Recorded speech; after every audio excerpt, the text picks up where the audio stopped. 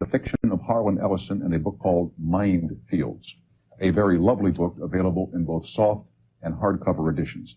Mr. Ellison, it's always a pleasure. Mr. Snyder, I am quietly humble and proud to be here. Oh, stop. Well, God, you were coming at me with all of that we can learn from this. I mean, my God. I mean, I've been to Italy. I eat penne, but well, didn't you like it there? I mean, I loved it. I thought Italy was wonderful, as opposed to France. True.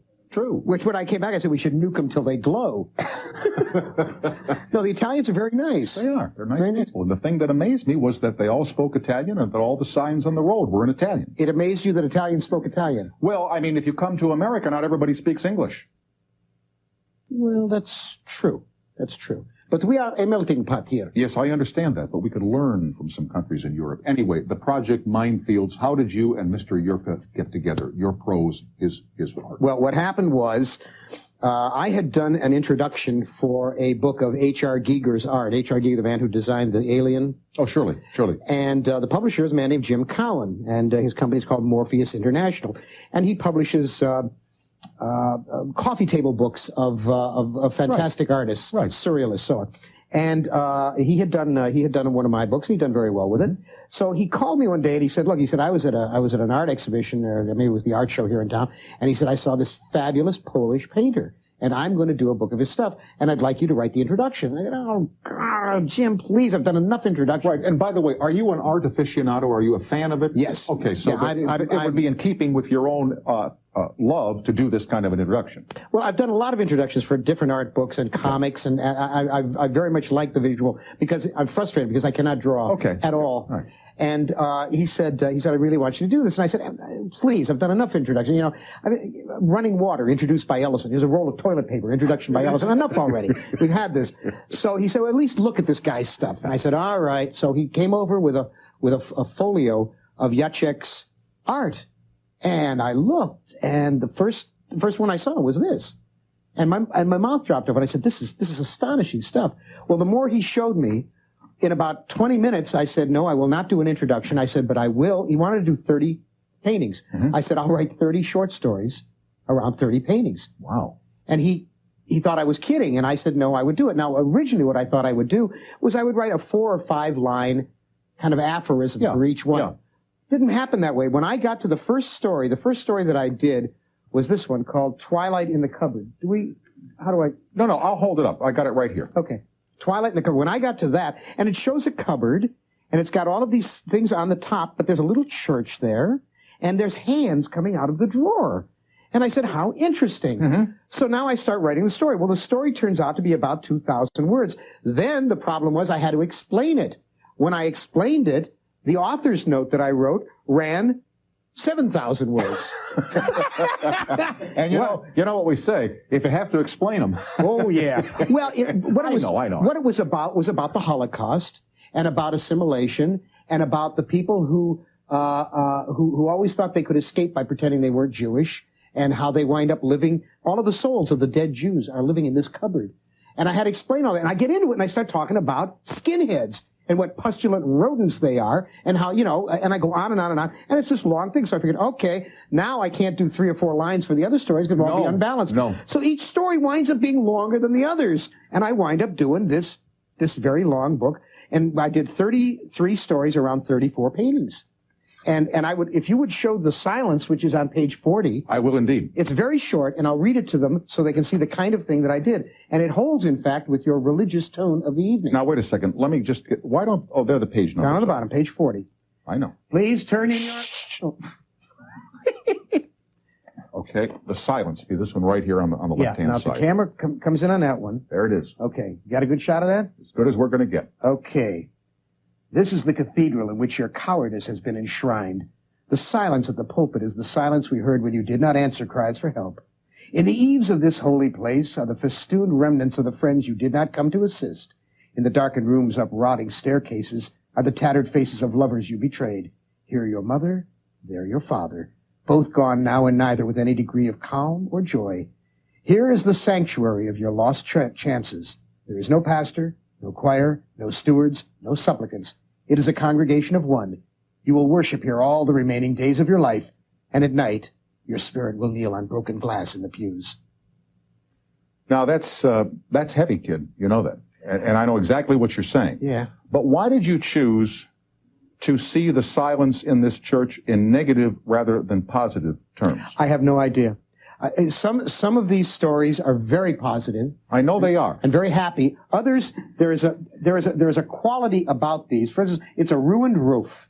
The roof is ruined. Right. There is hay coming out of one of the apertures. The church is in a state of dishabille, without question. But I'm just curious because you could have just as easily said something positive about the people who did not turn their backs on their friends and their mothers. Well, I have in other stories. In this one, I chose to talk about people who are not responsible, people who are cowards because they prefer to say it's not my problem. Mm-hmm. I'd rather look elsewhere. I'd rather do something else. And the casual betrayals of someone at work who needs you to come forward and say, she didn't do it.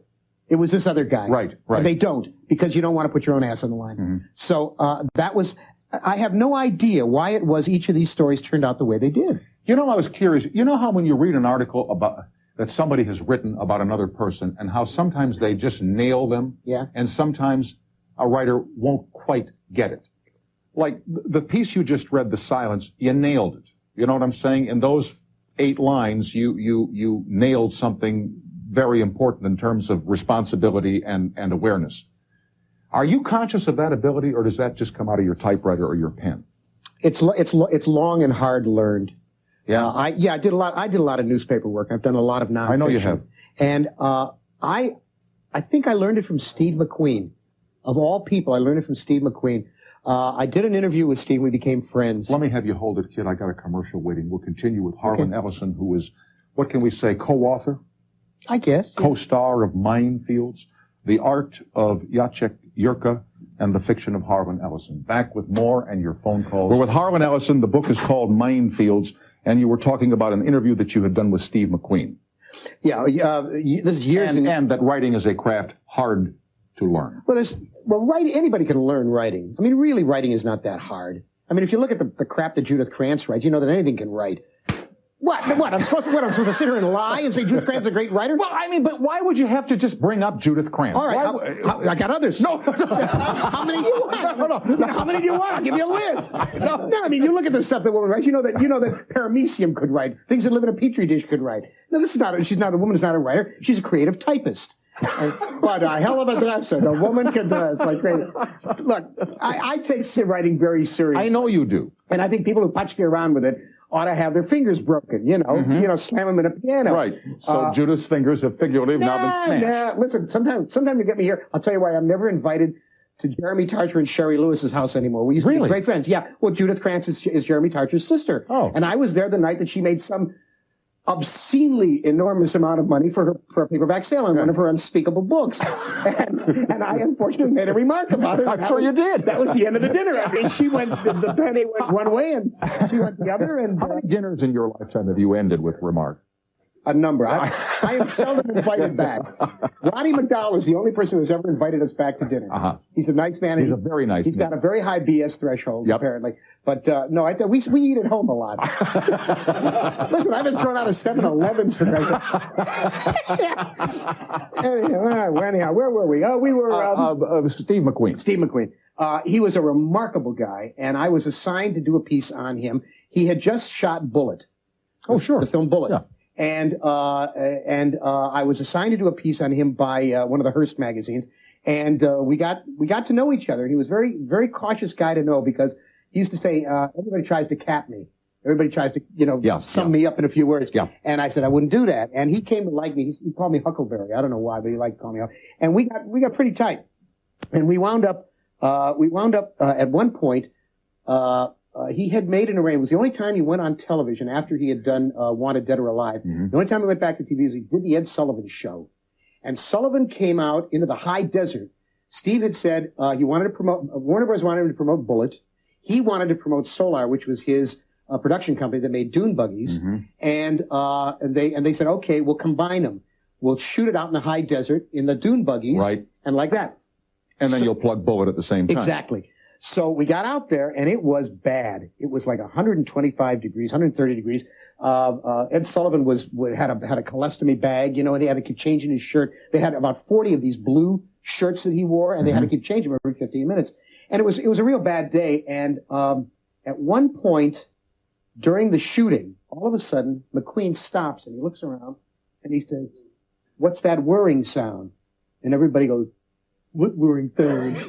What whirring sound? Nobody hears it all of it. I mean, we've heard it all afternoon. He heard it for the first time.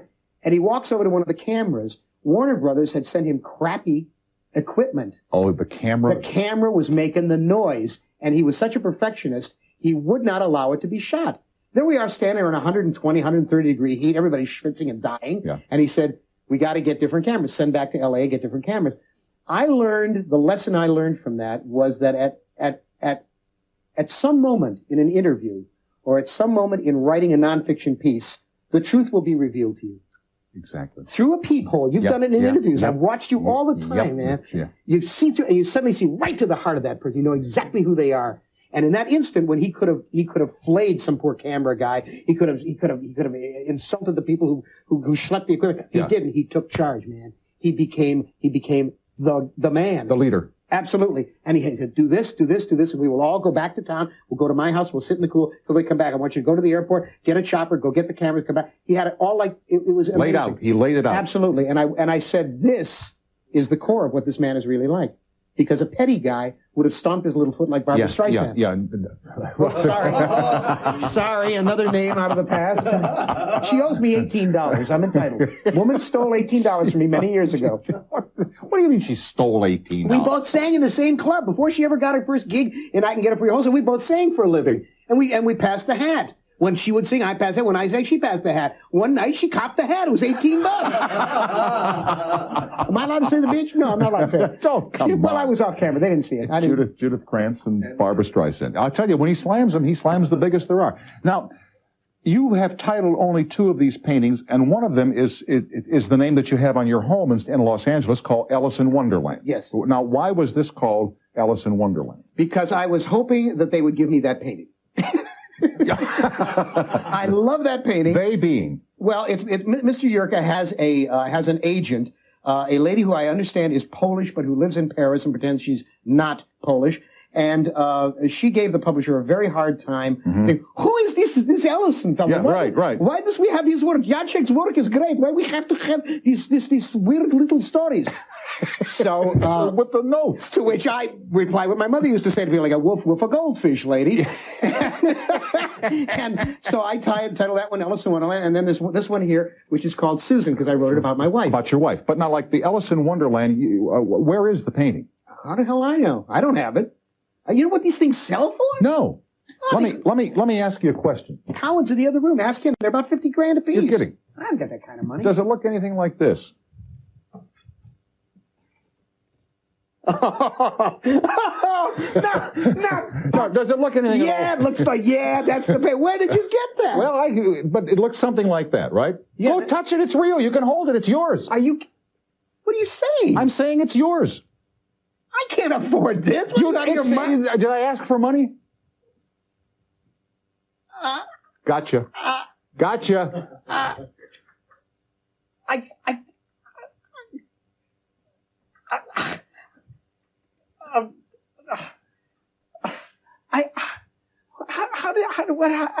Did you do this? Well, Santa never tells how.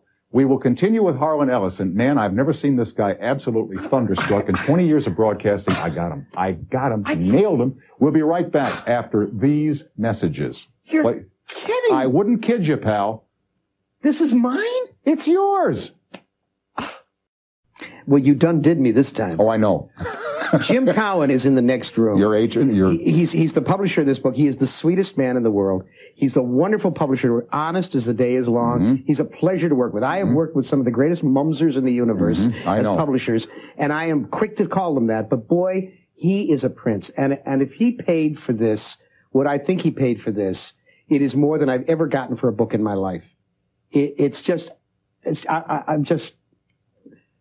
Can I get one of those does-its? I got to, every time I watch You mean with a stick on the wall? Yeah, with a stick on the wall. Well, look, I'm talking right to the guy. Well, the manufacturers of the Does It, the commercial Does It, would you send me one? Send it to Tom. I'm dying to try it. If it's good, I'll give Tom a statement. I got to try it. It looks great. You're the guy just got the painting of his dreams. I can't talk about it. I can't talk. Hangs on the wall. I can't talk about it, man. This is just. But anyway, your publisher made this happen for you. Yeah. And he sent me a note, which you also read, that says if you have a heart attack or a seizure or he whatever. should send it to him because he's got a place over the sofa for it. Yes, I think what's really tragic, I think, is that we both told him he couldn't come to dinner. That's true. And he's a decent man. He does eat mashed potatoes with his hands, but apart from that, a nice fella. And I hear he loves Judith Krantz. Here is Steve on the phone in Minneapolis. Hi, Steve. It's Tom. How you be? Oh, pretty good. Good. Congratulations on the painting there, Harlan. Thank you. Thank you. I belong to a computer service called Genie. Oh, do you? Yeah, and Get a life. I know that you don't like it too much. No. It's not that I don't like computer services. What I don't like are the harebrained idiots who get on these computer bulletin boards and spend all night long bad-mouthing people with impunity, spreading gossip and doing ugliness. They are, you see, what bothers me about the information superhighway is that it is going to be traversed by the same imbeciles who are walking around without an information superhighway. Right. See, in the old days, guys like this would have a fanzine, and they were semi-literate, and they couldn't spell. Now they got a spell checker. Ooh, a spell checker means they can be complete boneheads, and they get on these lines, and they're very defensive about it. Oh, sure. They're like members of a devil cult who resent it when you say you shouldn't bite the heads off chickens. See? And that's what these people are. And every day I got friends who call me and they say, you should see what was said on Genie last night, what was said on Prodigy last night, blah, blah, blah. And I said, I don't want to know.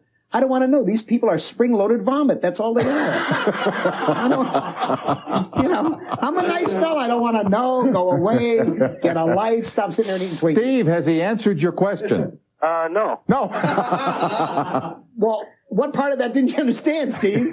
Was it the spring-loaded vomit, Steve? I understand why you're saying that, and for the most part, you're right. The thing that I really liked about Genie, though, is that at least I was able to get some up-to-date information on what, you're up to, and to know when to run down to the bookstore looking for books. And there are nice things on the computer nets. I do not deny it. There's always wonderful stuff. It's like a knife. A knife can carve a piece of sculpture. A knife can carve a piccolo for a child. A knife can also be used to behead a woman in the street. Yeah. It depends whether you've got an imbecile wielding the implement. I'm not a Luddite. I got a fax. I've got an Electrodex for my address. The fact that I use a manual typewriter and not a personal computer makes them crazy. Oh, I know. Makes them insane. Like they have to convert me. I said to some young people one day, I said, they have a wonderful machine now where you don't have to type anything on a screen and then rearrange it. You can put a piece of paper in this machine and it prints what you're writing right on the piece of paper. They said, what is it? I said, a typewriter. It's amazing. Steve, I'm glad you called. Thanks. Okay. Bye-bye. Bye. David in Rochester, New York. Hello. Hey, how you doing, Tom? I'm fine, David. How are you? Mr. Ellison, I am a huge fan of yours. Does that mean, when you say you're a huge fan, do you mean you weigh over 300 pounds? I weigh about 250. Aha. Okay. What can I do for you? Well, I'm a very big fan of yours, like I said, and I'm wondering, are we going to see anything on the big Howard Stern? Oh, sorry, a Howard Stern call. Oh, there's always this. I swear to God, Howard Stern must hire these people for a pittance to call people and ask about Howard Stern. Actually, Howard Stern is a transvestite. I'm not sure you know this. Howard Stern is a 13-year-old girl but not an attractive 13-year-old girl. I don't need this, Harlan. Do it on your own show. Okay. They won't let me do it on my own show. I know. Me neither. Lance in Louisiana. Hello. Hey, Tom. How's it going? Pretty good, Lance. Pretty good. How's everything? Whereabouts in Louisiana do we find you tonight? I'm right outside New Orleans. Oh, very good. Here's Harlan. He's right here. Say hello. You in Metairie? No, I'm in Gretna. I know Gretna. But one of my favorite books that you wrote was called Spider's Kiss. Spider Kiss, yeah. And I was wondering why that hasn't been made into a movie. I think it would make a great movie. And did you ever write a sequel to that? No, I never wrote a Spider Kiss is my rock novel. And Greil Marcus, who is about the best rock critic in the world, said it's the best rock novel ever written. I was thinking that. I love that book. And it was originally optioned by Elvis Presley's manager. For heaven's sake. And never made. Who, Parker? Parker took it, and it was never made. Then it was optioned by, I forgot. It's been optioned 2 or 3 times. It's never been made, and I think it's probably out of date as a movie now. Have you ever written a sequel to any of your books? No. And I'll tell you why. I hate sequels. I think sequels are chewing your cud twice. Yeah. I hate trilogies. I hate books that go on and on and on. Now, when Conan Doyle got tired of doing Sherlock Holmes, he killed him. He threw him off the Reichenbach Falls. He said, Take it easy. You're dead. And the people geschried, and they made such a noise that he came back and he wrote more. And the Sherlock Holmes stories that followed are not as good. Dumas, after he did Three Musketeers, he did 10 years later and 20 years after. Neither one is good.